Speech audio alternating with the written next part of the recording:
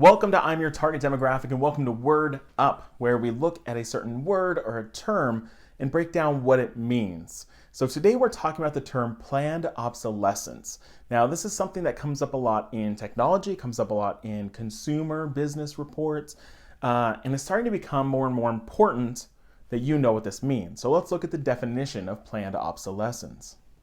The practice of producing consumer goods that intentionally become obsolete to require replacements or updates. So imagine this, you buy a vacuum. If that vacuum was perfect, it was durable, you would never need to buy another vacuum.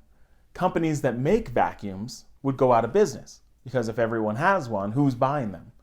So what they do is they might build things using materials that are not as durable.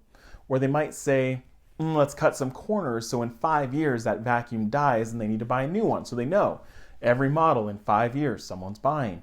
Now you might think, how is this legal? It can be legal to plan for this. Surprisingly, it is legal. What is illegal is using materials that are definitely inferior. Using things that are a safety hazard. Using things that are just like, whoa, you can't build out of that, it's not gonna work.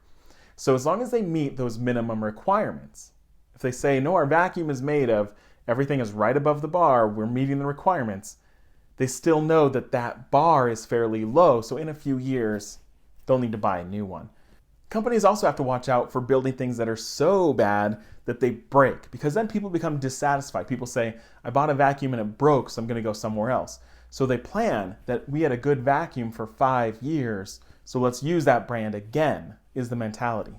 The tech giant Apple was in the news about this actually, where their software updates were intentionally slowing down older phones.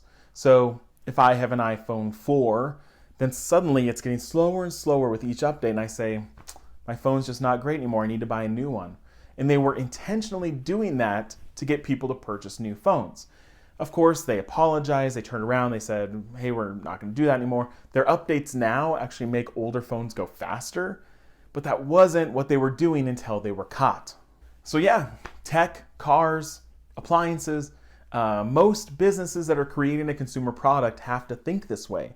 Because again, if they build one car and that car is gonna last for years and years and years and years, who's buying new cars, right? So they're gonna cut some corners and make things a little subpar. So that is what planned obsolescence means. Down in the comments, I want you to say if you've ever realized this, if there's certain companies that you associate with this, if there's certain products that it always breaks down, I always need to replace it. Where do you see this happening? Down in the comments, let's engage. So thanks for watching Word Up. Make sure to check out this whole playlist of all the other words and terms that we've talked about. Thanks for watching.